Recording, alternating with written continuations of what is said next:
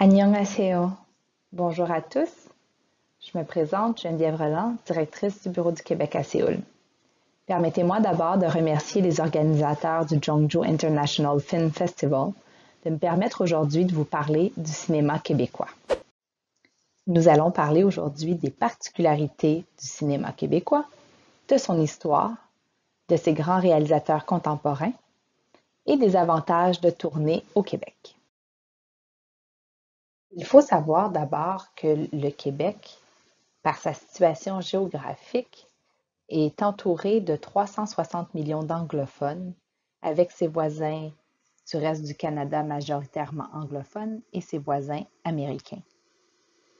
Il y a donc eu une pression qui a forcé le développement d'un cinéma en français, où même le joual est porté à l'écran. Le facteur identitaire a entraîné une surreprésentation de la culture québécoise au grand écran. Donc, avec près d'une population de uniquement 8 millions de personnes, vous verrez que le cinéma québécois est très prolifique. Le premier film projeté à l'écran au Québec est un film des années 1896 où on projette l'arrivée d'un train en gare. On doit dire que la projection a suscité de grandes réactions chez les spectateurs qui croyaient sincèrement que le train entrait dans le cinéma. Le premier film québécois est un film intitulé Danse indienne qui a été produit en 1898 et qui est un court-métrage de 48 secondes. La première salle de cinéma au Québec a été ouverte en 1966 par M. Léo Ernest Ouimet. Le Ouimetoscope a été en opération pendant 87 ans. Fait intéressant, malgré le caractère un peu luxueux de la salle de cinéma, les prix d'admission relativement abordables allant de 10 sous à 50 sous permettaient à l'ensemble des classes d'assister aux représentations. Donc, peu importe le revenu des personnes, ils pouvaient assister aux projections des films. En 1939, le gouvernement du Canada a ouvert le National Film Board of Canada, qui est devenu plus tard, en 1960, l'Office national du film.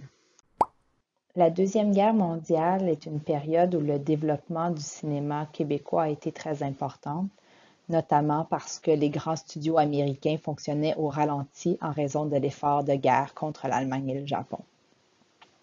L'après-guerre a également été une période très faste pour le développement. Des films comme ceux des histoires des pays d'en haut, avec Un homme et son péché, Le curé du village et Séraphin ont notamment été très populaires.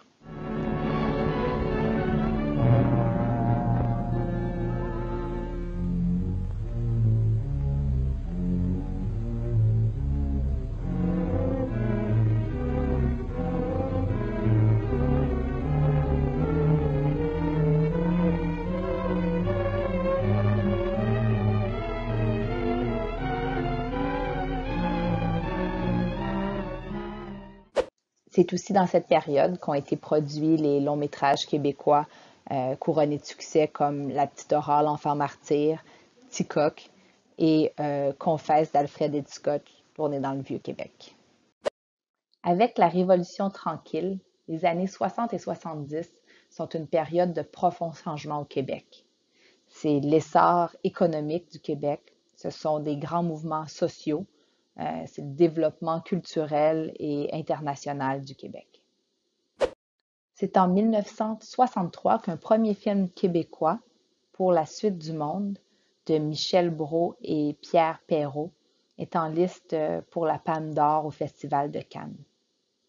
C'est aussi dans ces années qu'on commence à enseigner le cinéma dans les institutions d'enseignement supérieur au Québec.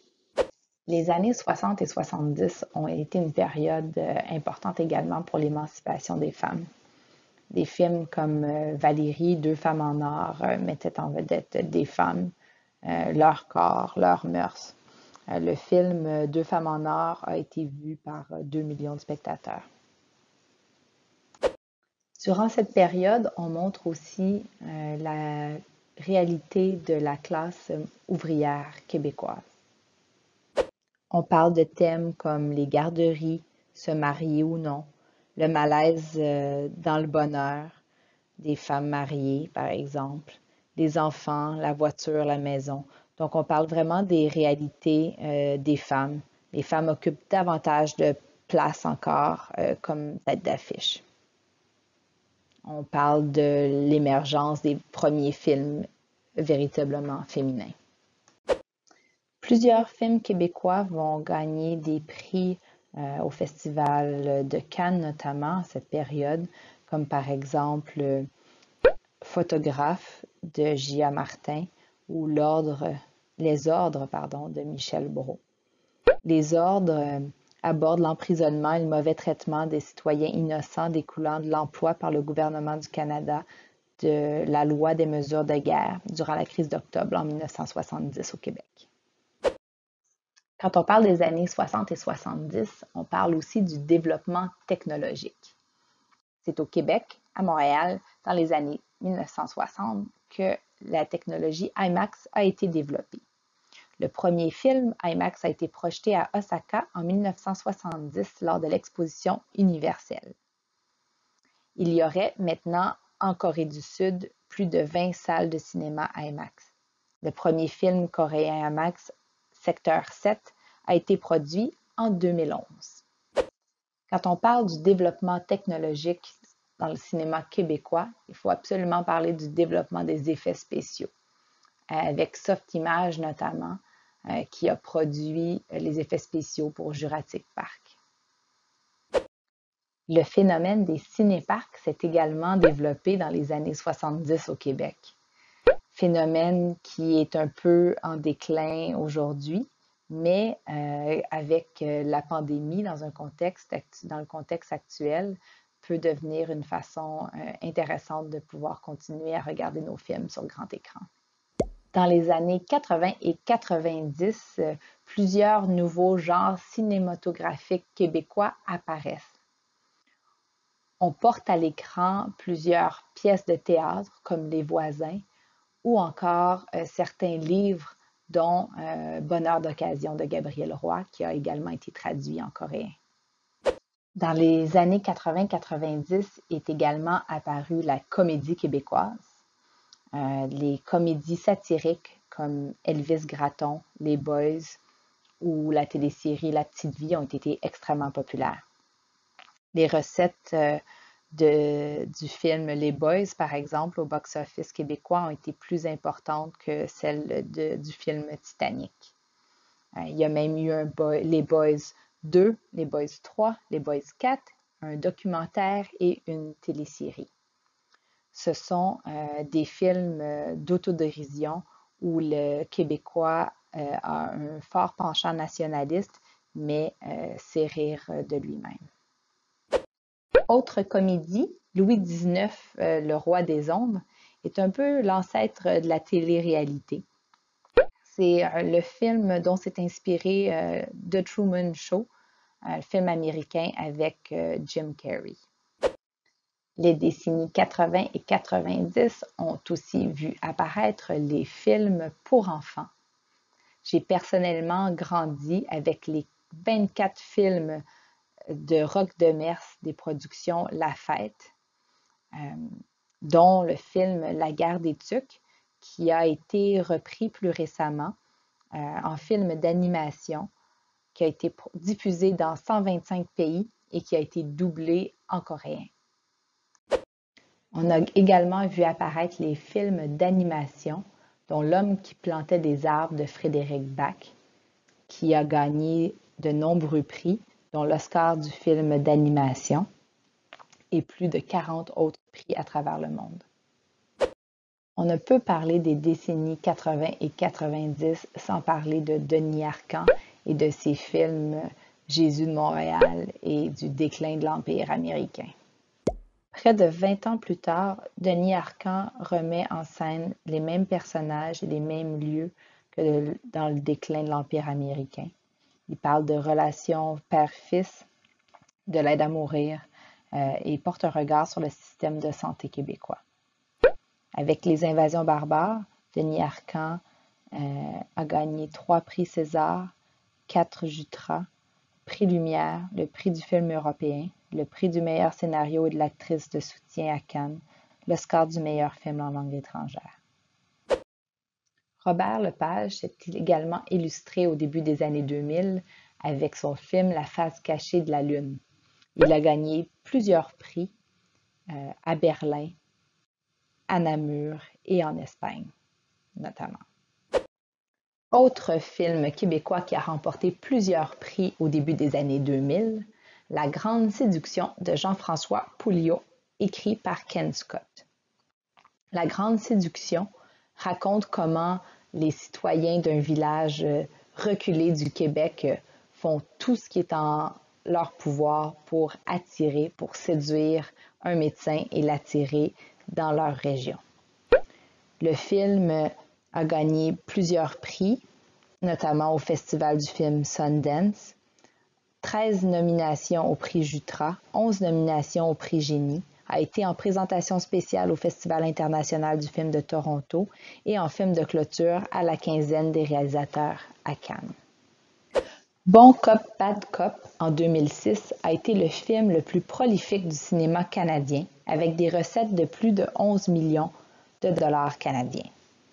C'est un film qui montre la dualité nationale canadienne, les deux solitudes comme on les appelle.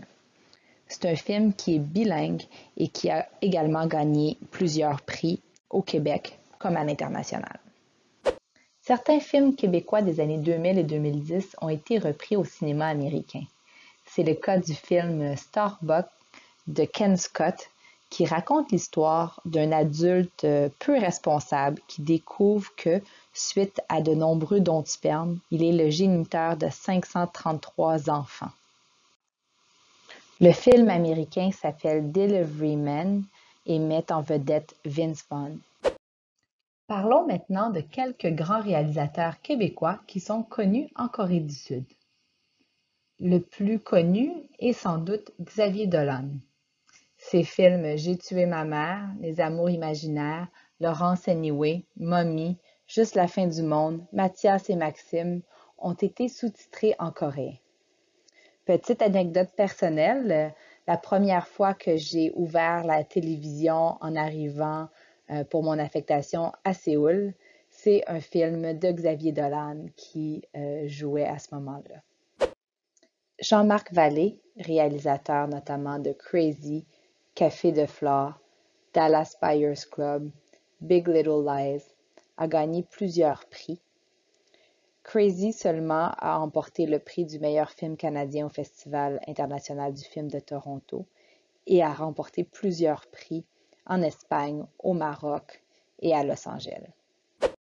Denis Villeneuve est également bien connu en Corée du Sud grâce à ses films Incendie, Sicario et Blade Runner qui sont sous-titrés en coréen et très populaires. Philippe Falardeau s'est également illustré en Corée du Sud grâce à Monsieur Lazare. Je m'arrête avec Denis Côté, réalisateur chouchou du Festival international du film de Jeonju. Denis Côté a présenté la majorité de ses films en Corée du Sud grâce au festival. Vous aurez d'ailleurs l'occasion de participer à une classe des maîtres avec Denis Côté qui nous parlera de son dernier film, Hygiène sociale. Maintenant, j'aimerais m'adresser aux producteurs qui assistent à cette présentation et vous expliquer pourquoi plusieurs grandes productions étrangères, notamment des productions hollywoodiennes, ont choisi le Québec comme lieu de production. J'aimerais d'abord vous montrer comment Montréal peut se déguiser pour le cinéma en grandes villes américaines comme New York, Boston ou même Washington. Puisqu'on dit qu'une image vaut 1000 mots, je vous invite à visionner cette petite vidéo.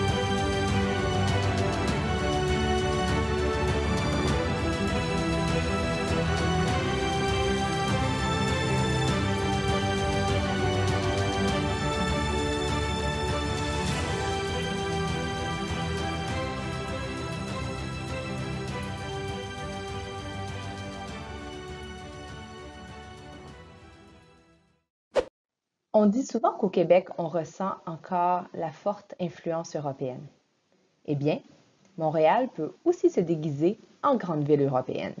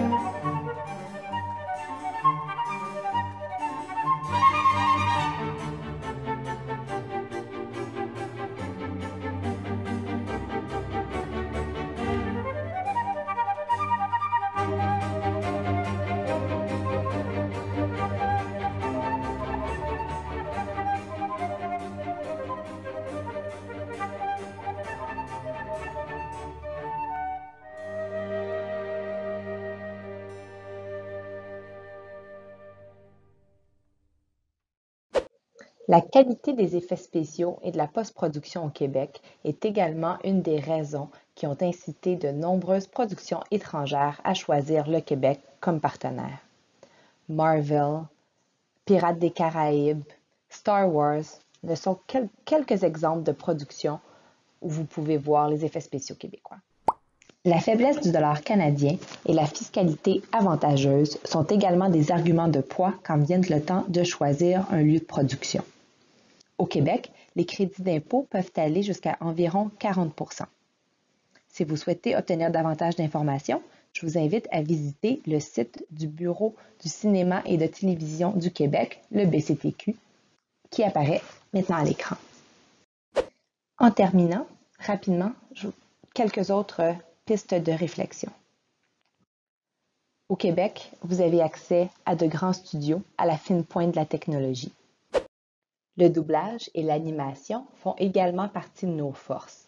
D'ailleurs, plusieurs films d'animation québécois ont été présentés au Seoul International Cartoon and Animation Festival. Cigare de Tom Tassel et Toutes les poupées ne pleurent pas de Frédéric Tremblay ont notamment été nominés au festival. Et nous savons innover avec des concepts novateurs comme la Wapikoni Mobile.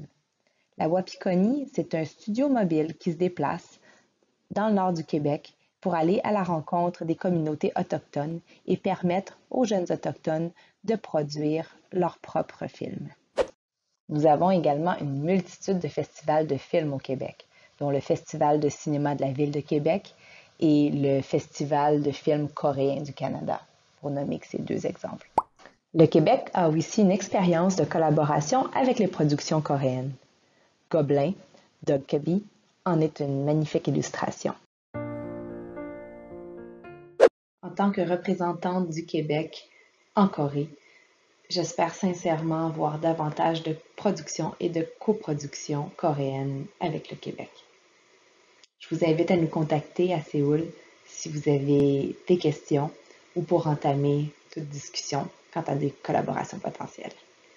Merci beaucoup. Kamsahamnida.